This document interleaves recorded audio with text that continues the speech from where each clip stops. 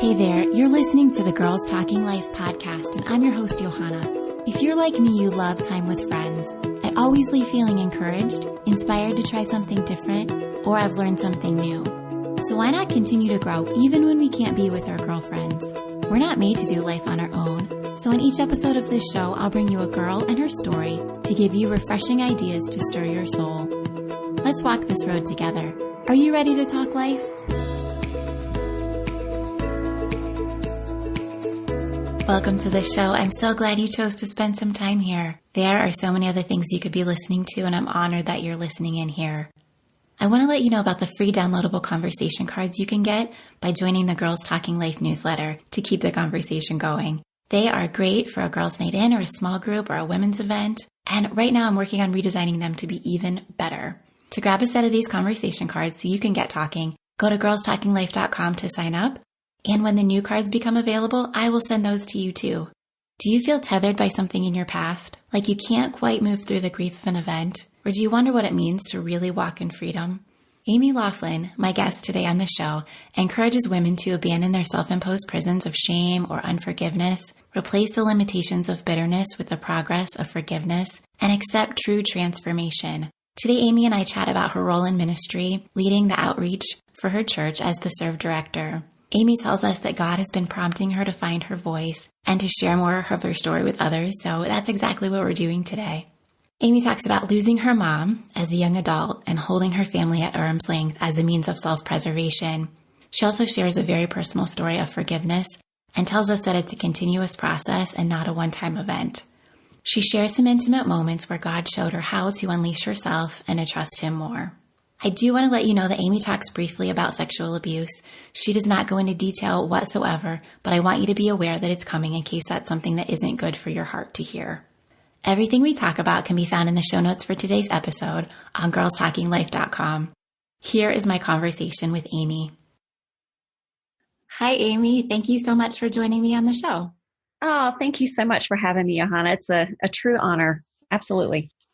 I feel like a lot of times I've gotten to know my guest in some other way, but I really don't know you a whole lot. So I would love for you to introduce yourself to me and to my listeners, and just what do we need to know about you?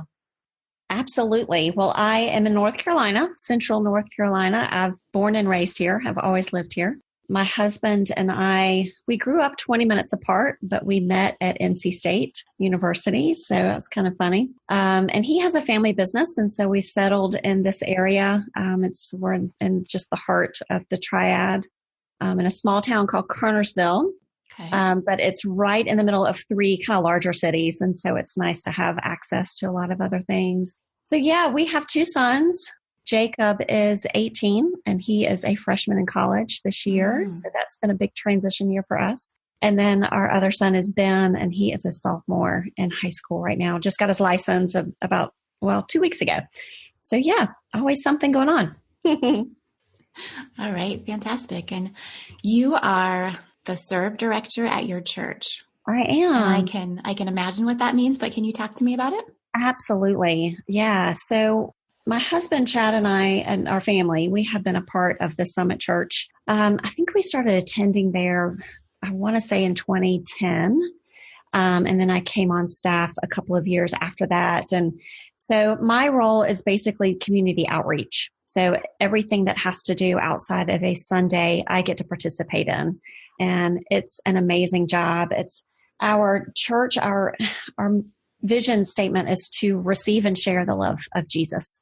And so it's that constant process that all of us are in to first receive and start to understand what is this great big God that we serve, and try to get our heads around as best as our human capacity can control His love for us, and start to understand that it's rooted in His identity, that we can trust that He is who He says He is, and start to receive that. And then it's out of that just natural overflow as we start to understand it and grapple with it and receive it, then it's then that we just organically want to share it. And that can look in a variety of different ways for every single person. I think it's going to be unique for all of us. But definitely, as far as my role goes, with that lens, it's continually meeting people where they are and understanding that we're all, on a different journey and different path in our lives and, specifically spiritually.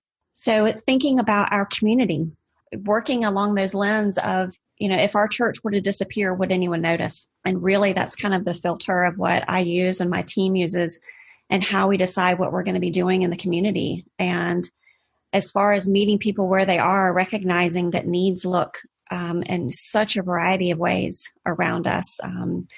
Our specific and immediate community would probably be considered affluent. And so some of those needs are just simply relational, wanting to help just the community have some opportunities for family connection. And maybe that's a free movie night in the park or something like that. Spiritual. Always thinking about the spiritual, because everybody has a next step, no matter where they are, in their faith. And then of course it doesn't take long, you don't have to drive far, and there are economic needs and financial needs that we are constantly meeting. So again, it's a process of meeting people where they are, but it's not only, that we're thinking about that for the people in our community, but also within our church. And so as my role, and our team, we are constantly thinking about, again, everyone's next step. And then specifically, what does that look like for them serving? And that, of course, is the piece of sharing the love of Jesus that they're learning to receive. And we all are. And so we're definitely a church that attracts the unchurched, the de-churched, the over-churched, whatever you want to call them. Mm-hmm. So, on any given week, you may have someone in our row that has been a Christian all their lives and are a very active Christ follower, and they're sitting right beside someone who would identify as an atheist or an agnostic, or maybe someone who has been returning to church after being hurt by church, after 20, 30 years or something. So we also design, our outreach with them in mind too. Like, how can we meet them where they are and help provide those easy yeses for people to engage and to share? So, for someone, it may be, our most recent serve was we purchased a lot of backpacks and with tags on them with lists of things to purchase. And they're ultimately for kids that are going to be going into the foster care system in our area. And so for some people, it's grabbing a backpack and they go shopping and they fill it and they bring it back the next Sunday. And that may be their very first step in serving. And we just celebrate the mess out of that. But for others, they're ready to partner with one of our agencies on a regular basis and really dig in, or, step onto a mission team or something like that. So. Okay. And you oversee that too? Yes. Wow. That sounds challenging and yet so rewarding. And it is. It really is. It's fun.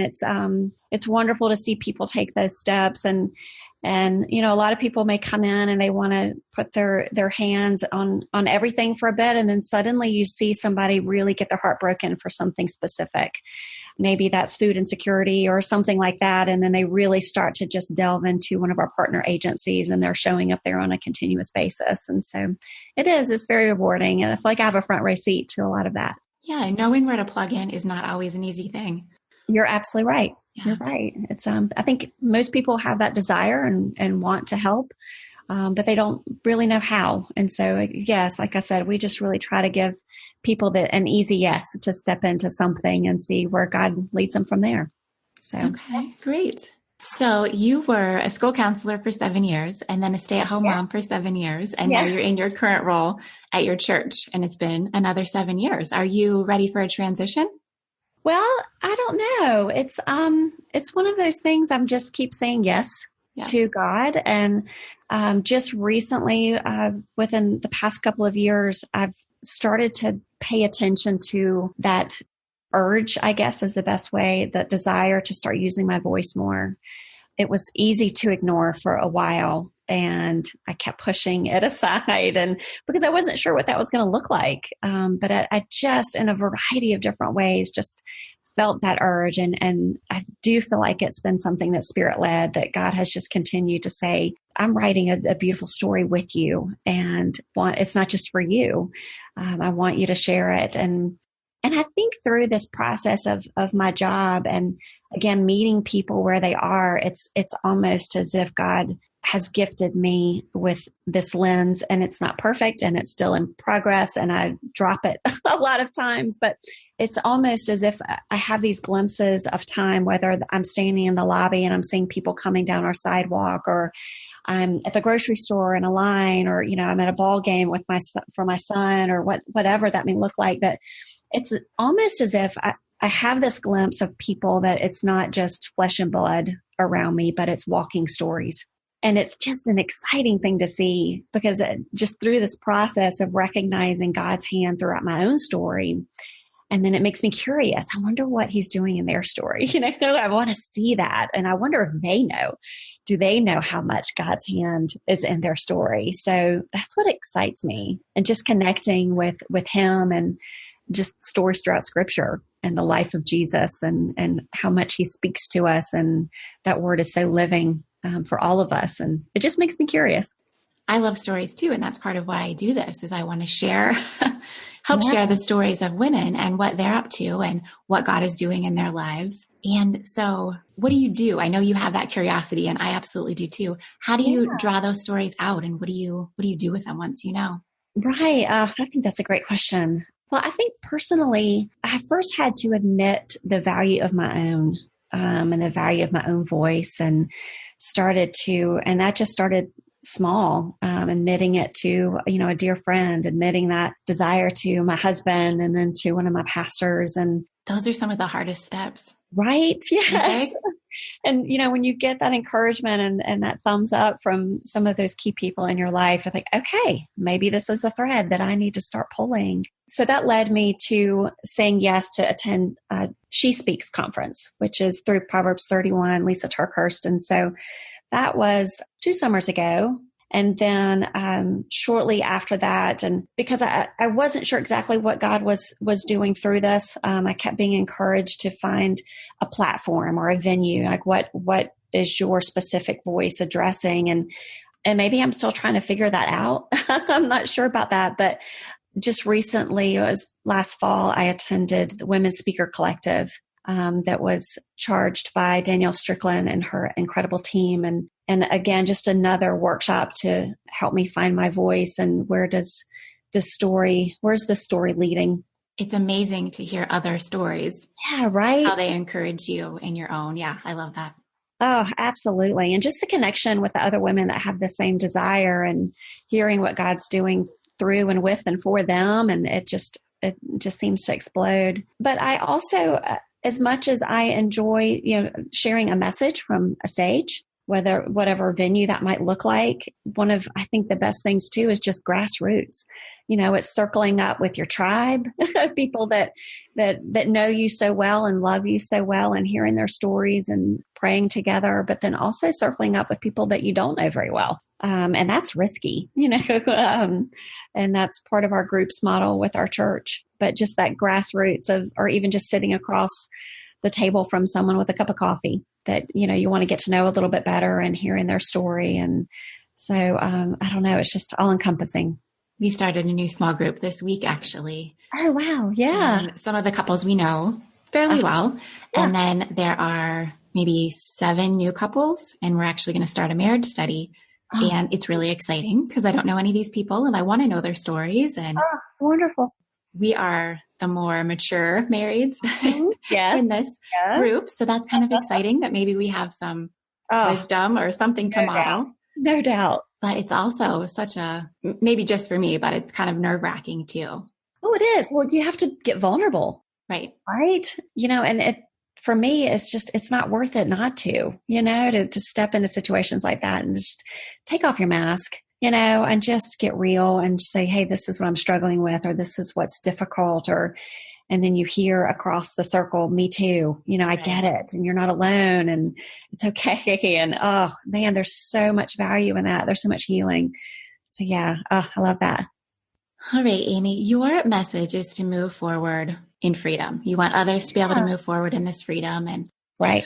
That's so beautiful, so important. And what do you do? How do you encourage others to do this? Because we all have things in our past, things that we've done that we just want to cringe when we think about, or, even things that have been done to us that we just wish we could erase.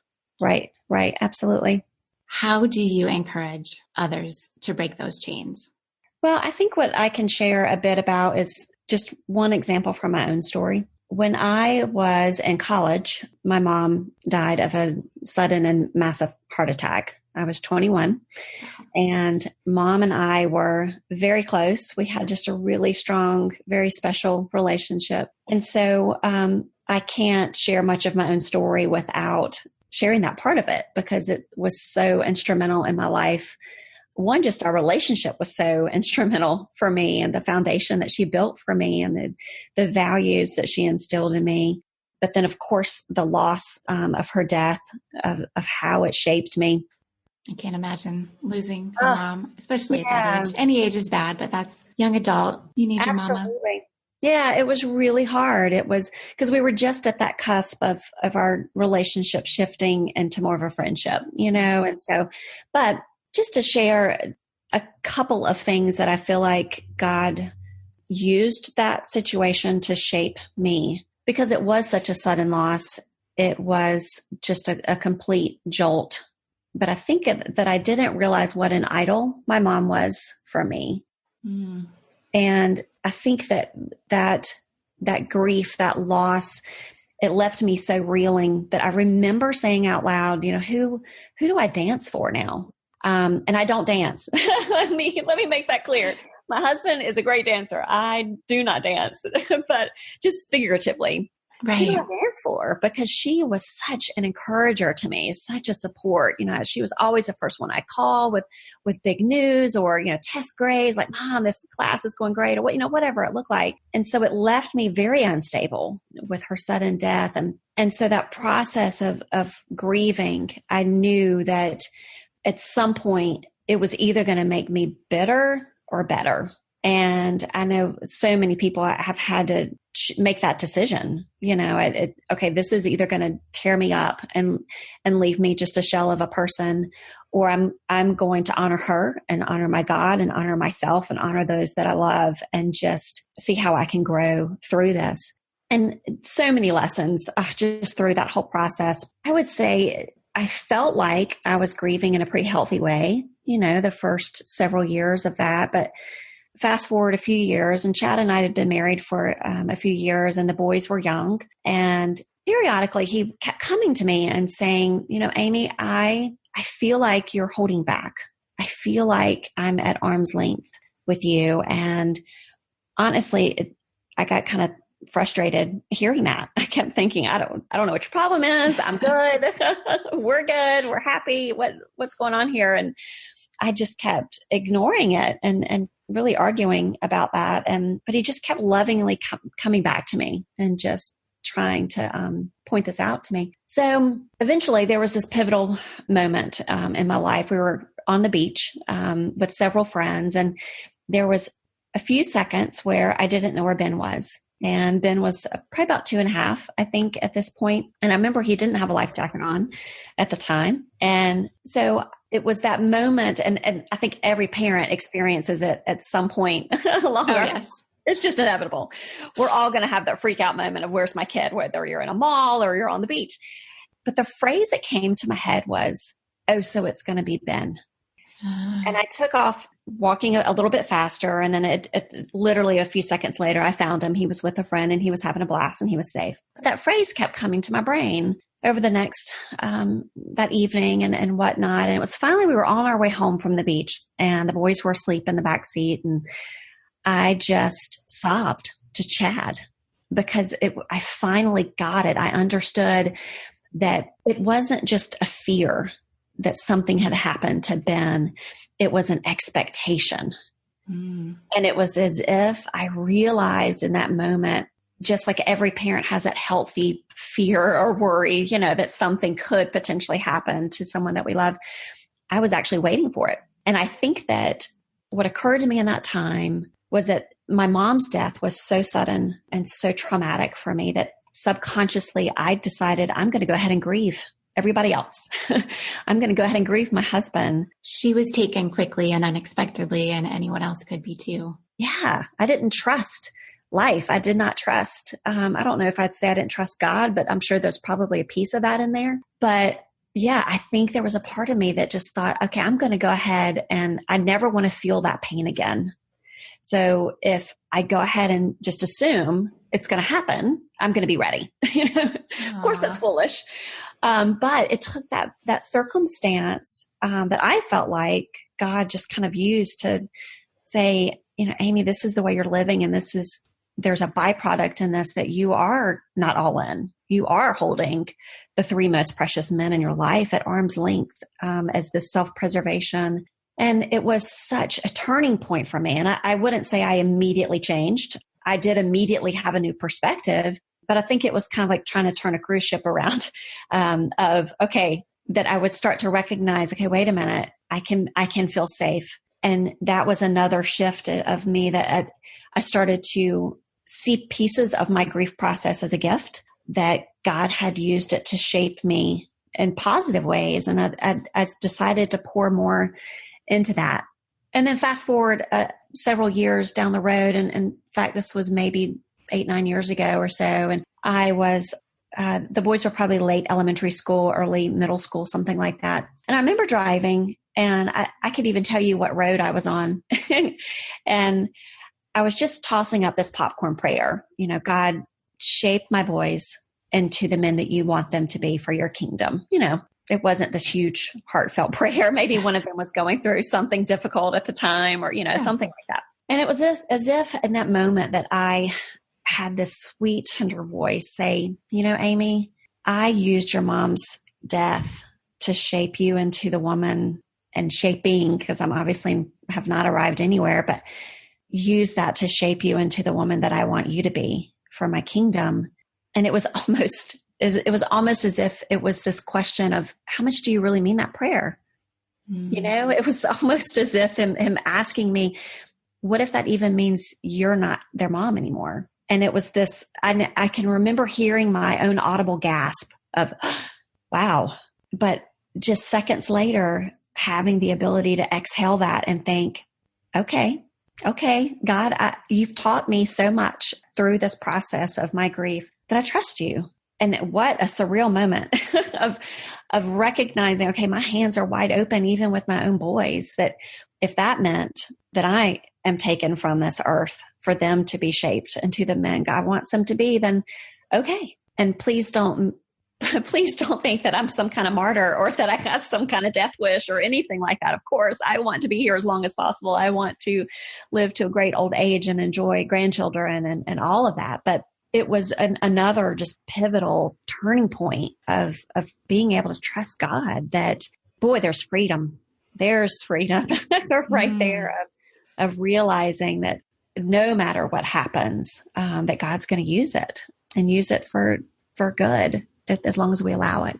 I feel like that's such a hard thing for me too. I have 2 girls, and I know he loves them more than I do, that I'm able to, and allowing, not that I have the power to not allow him, but to trust him with that is a really difficult thing. It is. Yeah. It is. Well, and there's nothing like a mother's love. I mean, it's so unique and special, and we all have that mama bear that comes out and want to protect and love and wrap our arms around them. But just that process of realizing, like you just said, he loves them and knows them so much better than we do, and being able to trust in that. But it is a very freeing place to be, as a parent, to recognize and I'm getting to this place in parenthood that, being older and my boys, and I'm not empty nester yet, but just being able to see like, okay, wow, God has used that difficult time that my son faced in middle school, let's say. And now I'm seeing the resiliency that he has now, and he's now able to face this difficult circumstance and not just survive it, but thrive through it. It's glorious to see that. So, and the more and more you see that, the result of trusting him and how he was faithful to you or your children, the easier it is. Yeah. Big piece of it. But that's kind of one example of just how I feel like we can trace back how we just see God's hand, throughout our story. And you kept saying your husband was reminding you, or pointing out to you that you were keeping them at arm's length, and you talk about living unleashed. So, I mean, is that where you get that description? Because you were leashed? Yeah. Absolutely. Yeah. I do think so. And I think we're all leashed in some different way. You know, we can't walk this earth without any kind of wounds or strongholds that all of us face. You know, whether that's a health diagnosis or an addiction or something done to us or something that we've done, self-destructive choices that, you know, I believe that whether it's the enemy or just our own insecurities or whatever that is that try to keep us from living the best version of ourselves. And we begin to believe those lies that circulate in our heads and that constant, okay, whose voice does this sound like?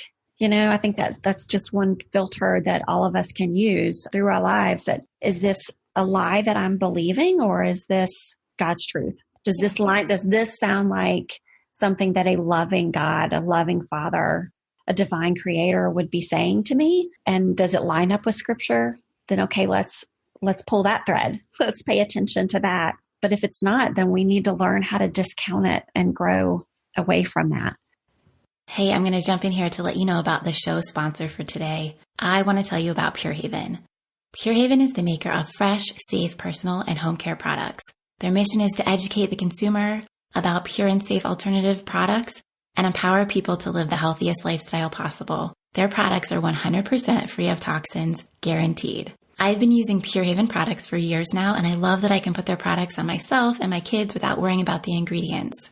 My very favorite product is the Geranium Lime Body Oil. I use this after my shower as my main moisturizer. It smells like a vacation. It feels like a spa experience, and it moisturizes my skin for the day. It is my absolute favorite. Go to purehaven.com/girlstalkinglife to view their whole line of products and to shop now. Use code 258708 to support the show during the month of March. Now back to my conversation with Amy. You talked about trusting God through your grief and with your children. Mm-hmm. What about things like unforgiveness and maybe shame? Yeah, I think everybody that's different stories of what those look like in their own lives too. And I think just one example I had a hard lesson in forgiveness from some sexual abuse that I experienced as a 5-year-old. Mm. And definitely grew through this. Oh my, just different seasons in my life, pivotal circumstances that God healed that wound. And even just recently, it was funny. It was actually when I was reading through the Enneagram. I'm a 2. And it was something I was learning through that process. And I was having just this really sweet conversation, I felt like, with God, and through prayer, reliving that. You know, I think forgiveness is a constant process, because if you ask me if I have forgiven that person, I did a long time ago. Absolutely did. And progressed through that. But yet God still is growing me through this process. But anyway, this most recent conversation, I would call it, that I had was so sweet and it was tender. And for some reason, some of those emotions were pulling back up in me. I was feeling that, being that 5-year-old again, and being in that room and starting to feel some of those emotions again. And God, He was just telling me through that, you know, Amy, I was with you the whole time.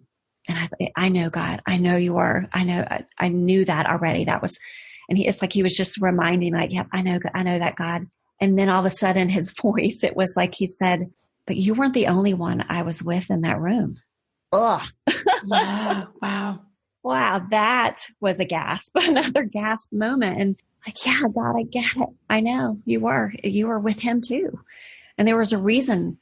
His brokenness led Him to do that. And I don't know how to explain it. But again, it was another, I thought I had already gone through that forgiveness process, but that sweet conversation of like, wow, there's even more.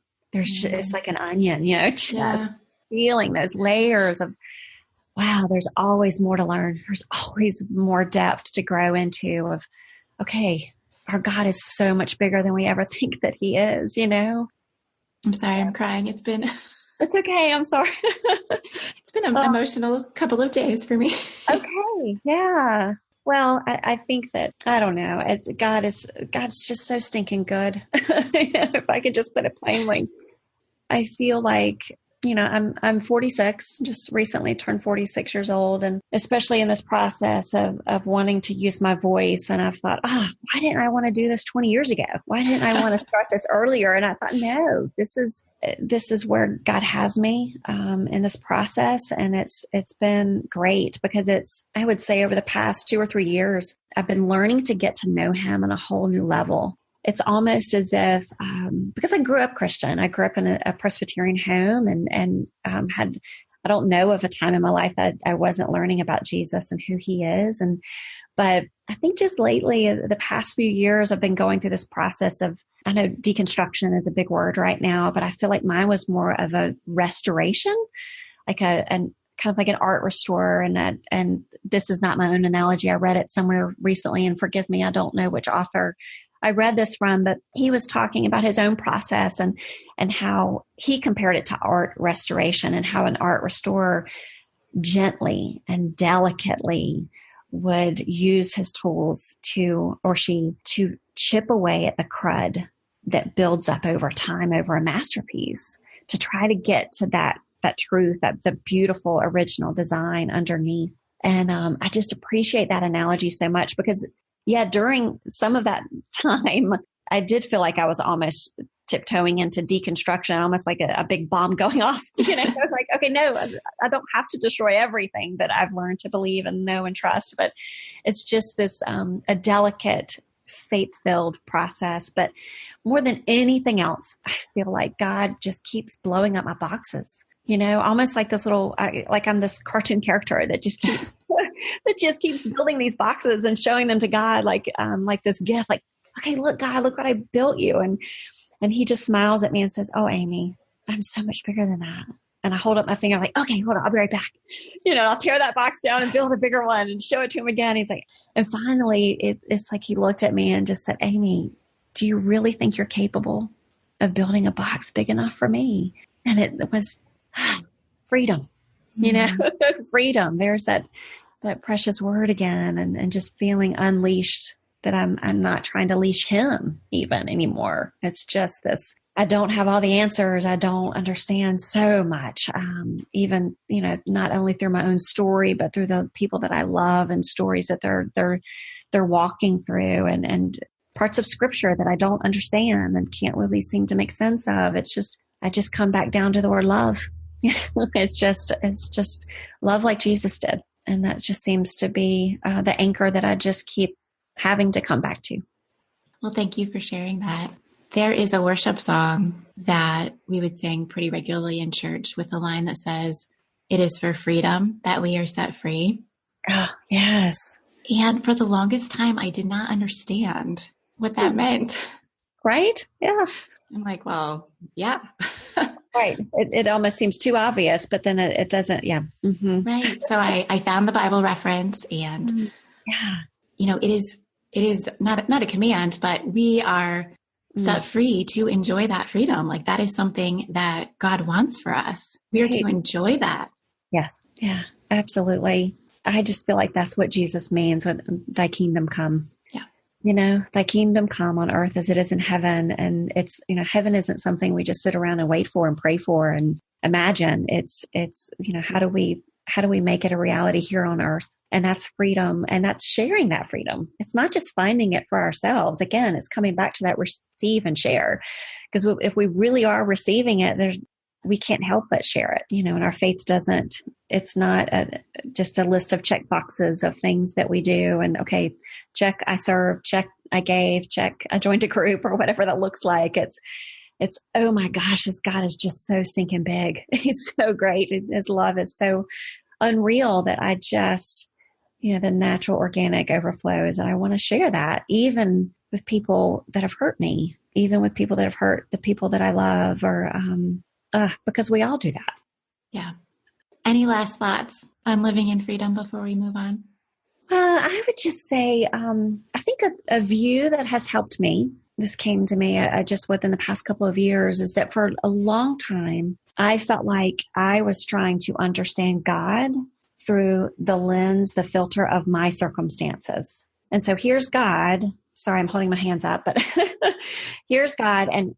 But what's in front of him is my circumstances, my past wounds, my grief, my insecurities, my doubts, my fears, my shames, all of that. And I try to understand God through that lens. And every time we do that, God's always going to fall short. Always. But the beautiful thing is that all we have to do is flip that around. That the freedom is found when we understand our circumstances and our wounds and our hurts through the lens of a loving and good God. And it's when we get that order right, that's where that unleashing, that's where that freedom really seems to take over. And that's just, I don't know, it's what I'm learning. Amy, that's so good. No. Thank you. Oh my goodness. Yeah. Okay. Well, I'm going to stop crying now. Okay. And we're going to talk about your favorite 5. Oh, yes, absolutely. What are 5 things that you are doing or listening to or reading right now that are just your favorites? Good. Okay, that's a fun thing to shift to. Okay, one of my favorite 5s is my new UGG throw blanket. Oh. I don't know if you've heard of these. So you've probably heard of UGG boots. Sure. Love my UGG boots. But they have these amazing blankets that are out. And I don't know if you have a Kohl's department store in your area. Yeah. So they sell them there. And I love my UGG throw. I'm under it right now. So I've given this as gifts. And it's definitely one of my favorite things right now. Okay. I love that. And it's still everybody winter. needs an UGG. Yes. Freezing here right now. So perfect. Yeah. The only problem is it makes me a little too lazy sometimes because it's hard to get out from underneath it every now and then. Yes. I would say another favorite 5 is a seasoning, and it's called Charlie's Choice. My husband, I think it was one of his hunting friends introduced it to him years ago, and he orders it in the case. It's a case load. My husband is an incredible cook.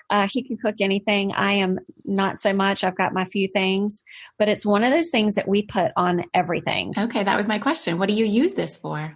Gosh, that's what's so great. I'll put it in green beans or chicken pie or chili, or of course, Chad puts it on anything he throws on the grill. So if you're like me and you need some extra help, get some Charlie's Choice, and it's going to just take your cooking to the next level. Okay, wonderful. Thank you. Very easy. Let's see. Another favorite 5 is the Cause box. It's one of those, it's a subscription type box. My husband gets it for me every year for my birthday. So his job is done, which makes it easy for him. But it's seasonal. It comes out once a season, so 4 times a year. But it's filled with items that support a cause throughout the world. So it could be sex trafficking, or it could be amazing entrepreneur women in Kenya that it's jewelry, or something like that. So there's usually about 8 to 10 different items in that box, and then it's beautifully packaged. And I'm always so excited when it arrives, and I can't wait to open it and dig through it and find all of the glorious things that I get to be introduced to, and just read about the stories behind each of those causes. It's a lot of fun. Right. That's a surprise, and it is fun items, and it's supporting a great cause. I love that. Or causes. Right. Absolutely. Yeah. And it's like Christmas morning every time I get to open it all over again. So how fun. Yeah, a lot of fun. And then the next one is the Voxer app. Oh, yes. Do you love it? I do. Yeah, it is so great. So the Voxer, it was introduced to me by some girlfriends that I now have from, I mentioned the Women Speaker Collective that I went to in Chicago several months ago. And so there's a group of us, and we're on it and just share encouragement. I've got another dear friend who is a missionary in Nicaragua. And so that's how we stay connected and just send those messages back and forth. So perfect. It's a must have. Yeah. Great way to pray over each other. And then I would say my 5th favorite, that was 4 so far, right? Is a book that I'm just slowly digging through, and it's called Naked Spirituality, or Naked if you're from the South like me. But it's by Brian McLaren. Okay. And I'm just really enjoying this book as far as he talks about 12 different words that build our spirituality, and it's starting from scratch and walking us through spiritual development. So I'm just recommending that book to a lot of friends right now. You said you're slowly digging through it. Is it, you have to read a little and process? I think so. I don't think it's a really fast read. I like to take a chapter or so and at a time and take some notes from that and stick it into an Evernote or, whatever I'm using at the time. But so yeah, it's not a terribly fast read, but it does have group discussion in the back. So I think it would be a great one to use, a small group study as well. Those are really great. Thank you for sharing. Absolutely. Where can people find you? So I have a business profile page on Facebook, and it's just my name, Amy Loflin. And then I also have a website, amyloflin.com. And I'm just using that to kind of just share my own thoughts and parts of my story and just seeing where, God may take this desire to speak and share. So we'll just see what he has in store. I'm just trusting him with it. Well, I so appreciate you coming on and sharing some parts of your story and just your ideas on how to live this way. And, it's a process and everyday thing. So anything we can learn and apply that helps us to live in freedom a little bit more. Yeah, absolutely. It's a journey. We all need each other. And I applaud you and your efforts and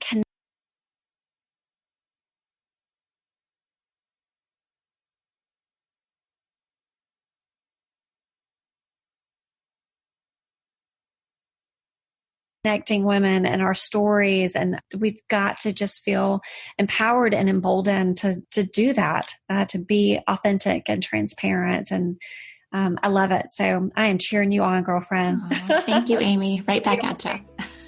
Thank you.